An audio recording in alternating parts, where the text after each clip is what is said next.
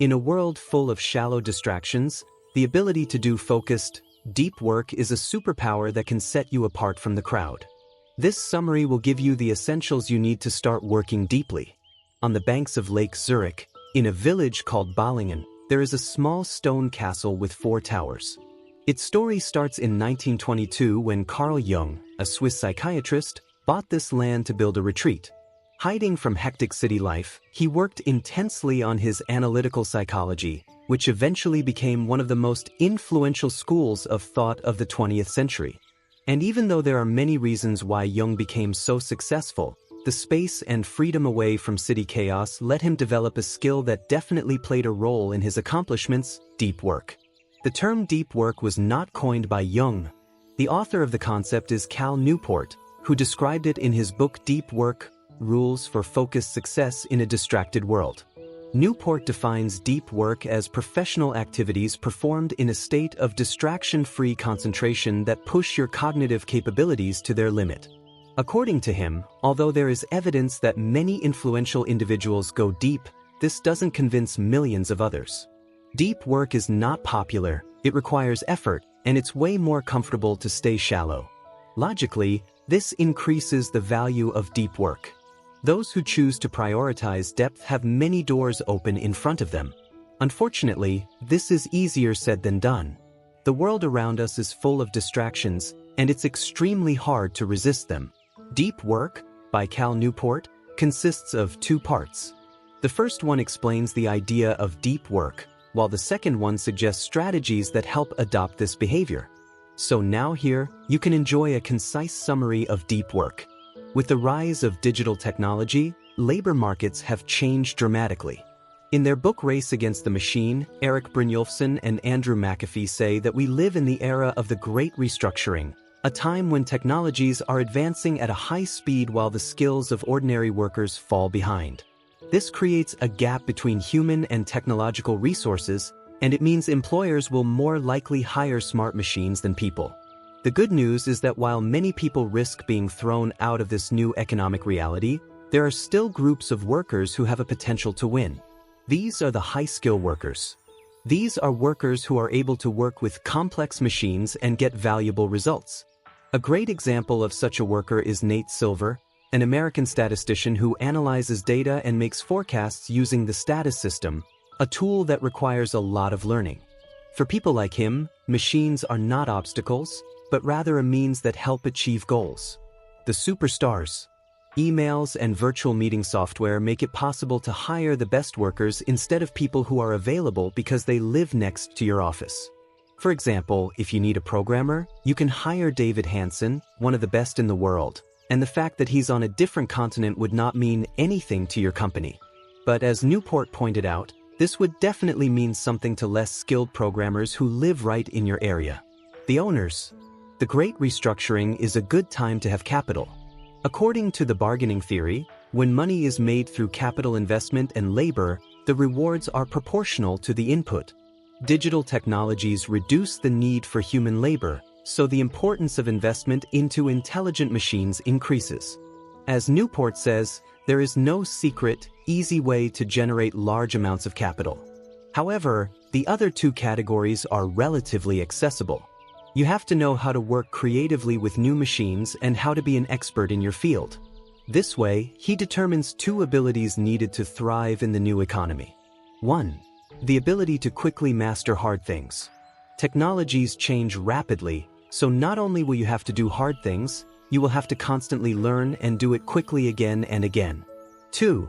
The ability to produce elite level. Mastering skills is not sufficient. You need to actually produce things. Newport explains that these 2 abilities are impossible to develop without deep work, and that this is a serious reason to start practicing it. How does one cultivate these core abilities? It's here that we arrive at a central thesis of this book. The 2 core abilities just described depend on your ability to perform deep work.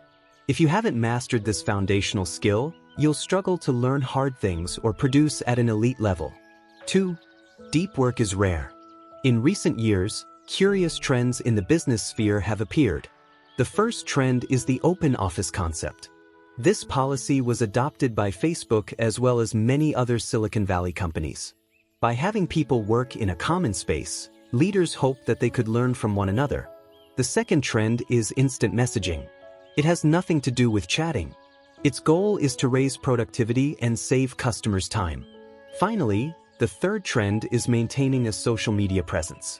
For example, the New York Times encourages its editors, photographers, and writers to maintain a Twitter account.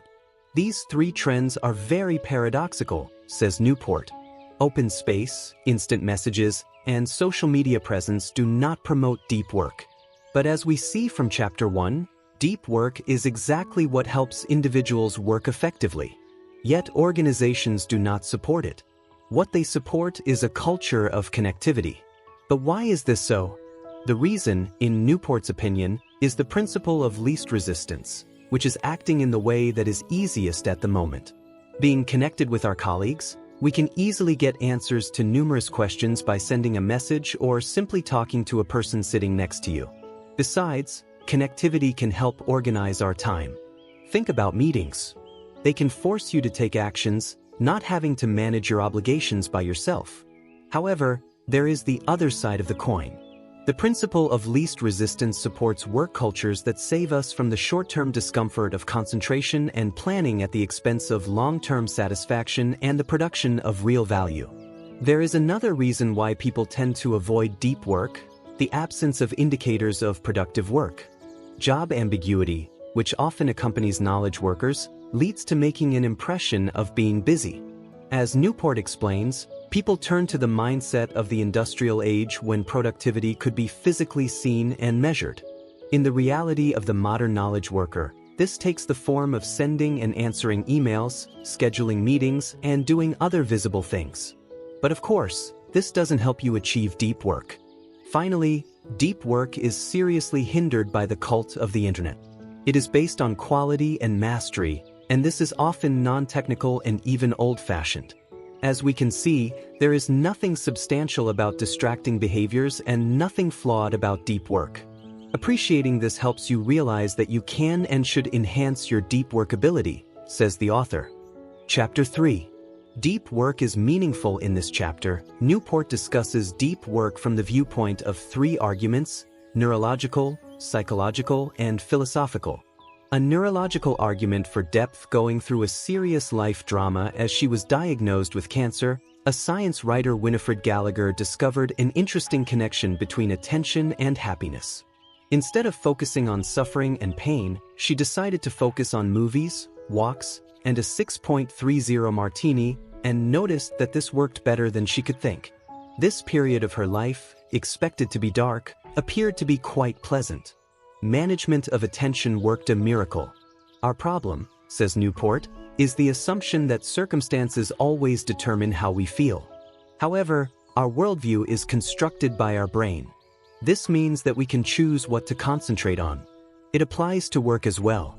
Even more, as the author says, a workday driven by the shallow, from a neurological perspective, is likely to be a draining and upsetting day, even if most of the shallow things that capture your attention seem harmless or fun.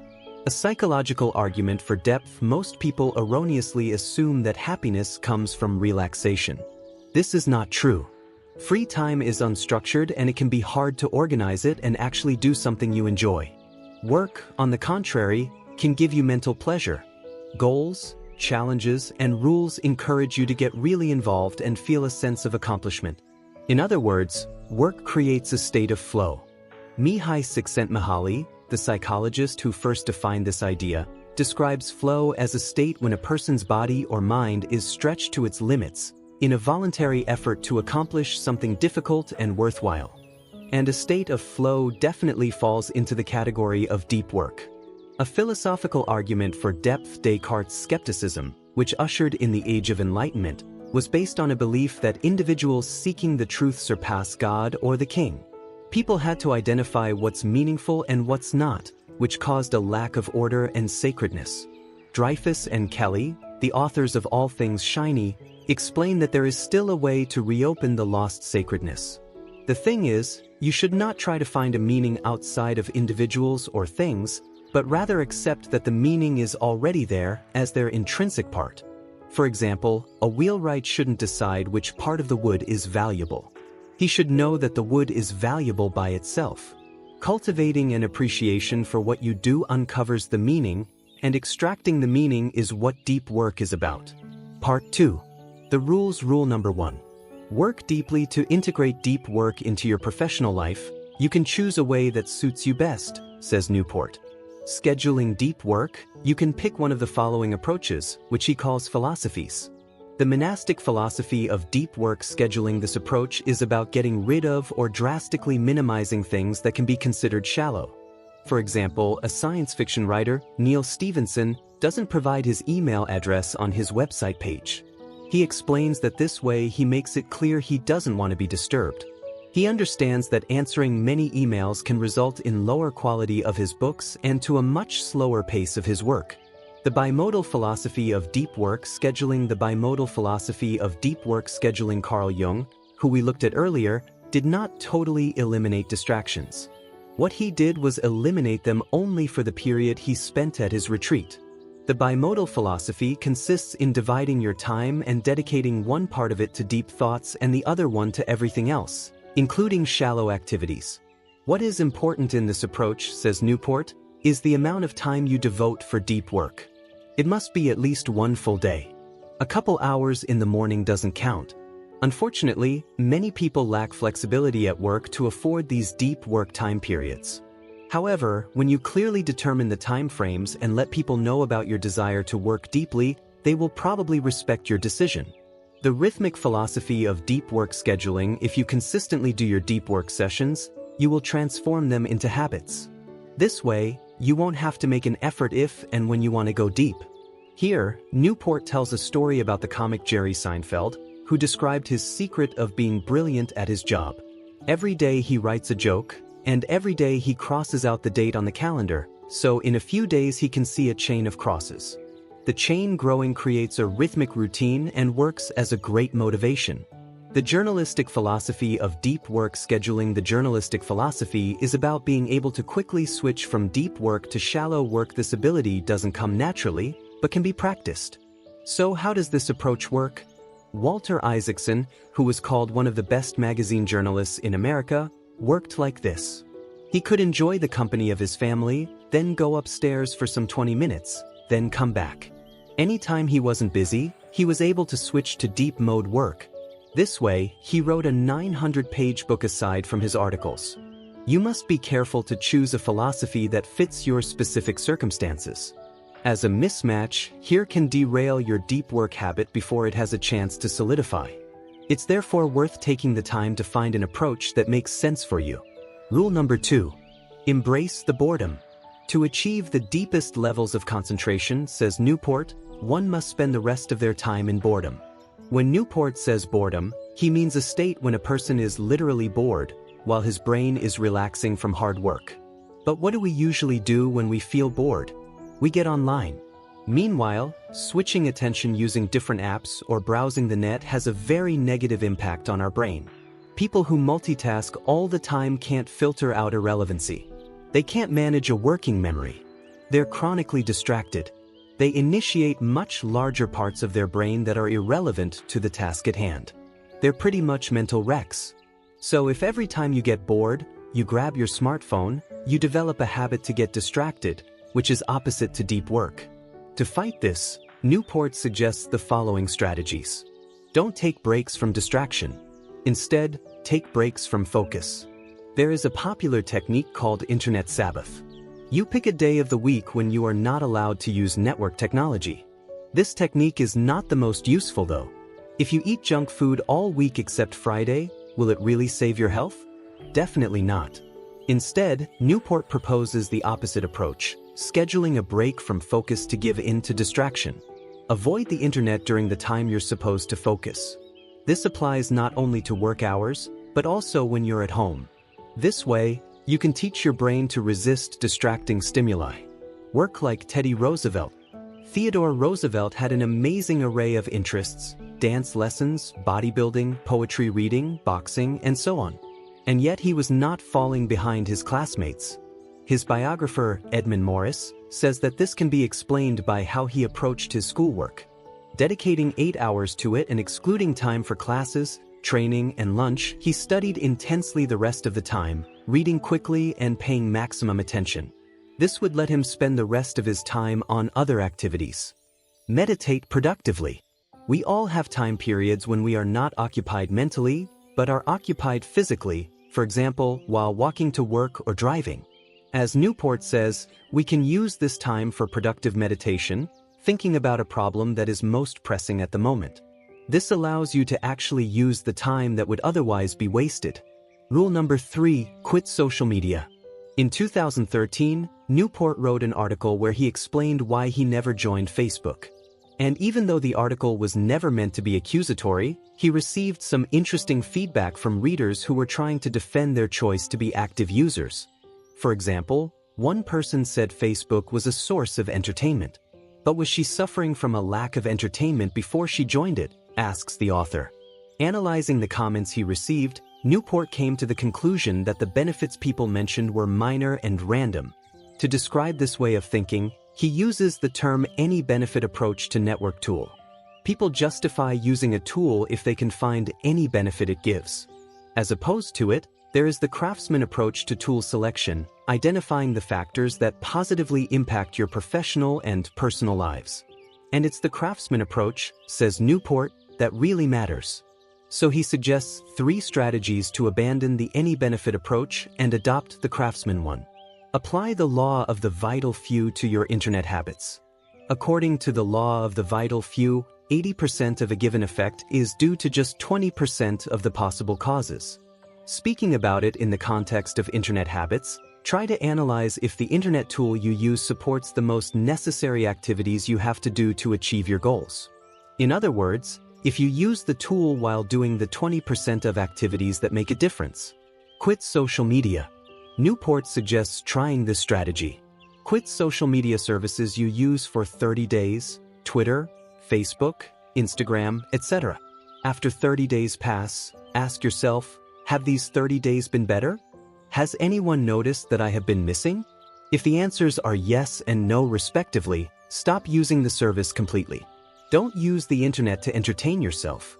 With the rise of the internet and the lowbrow attention economy it supports, the average 40-hour 8-week employee has seen the quality of his or her leisure time remain degraded, consisting primarily of a blur of distracted clicks on least common denominator digital entertainment. How do we use our time outside of work? Probably on our phones, scrolling thoughtlessly. But Newport insists that we can and should make deliberate use of our free time. It is important to plan out evenings and weekends in advance so that we don't get confused later. This can include hobbies or things that can help us achieve our goals in the long run. Rule number 4, drain the shallows. Deep work is exhausting and your cognitive capacity is not limitless. Unfortunately, even though the value of deep work definitely outweighs the value of shallow work, you cannot devote all your time exclusively to it. For an average person, an hour a day is enough. For a person who permanently practices deep work, it can be extended up to 4 hours. Yet shallow activities like meetings, phone calls, and other events you cannot really control can consume much more time than expected and often won't leave you a chance to focus. These time drains, as Newport calls them, are pretty dangerous. So he suggests some strategies to tame shallow work that cannot be avoided altogether. Schedule every minute of your day. Planning is a very useful habit that helps you stay focused, so plan your workday and do it in advance. At the beginning of each workday, divide your workday into blocks, then assign activities to them. Of course, something will probably not go as planned. You may wrongly estimate the time needed for a particular activity, or maybe something will appear out of the blue. Don't worry, you can always revise your schedule. Planning your workday in such a detailed manner may seem restrictive. However, the idea behind it is not about limiting yourself, it's about concentration. Quantify the depth of every activity.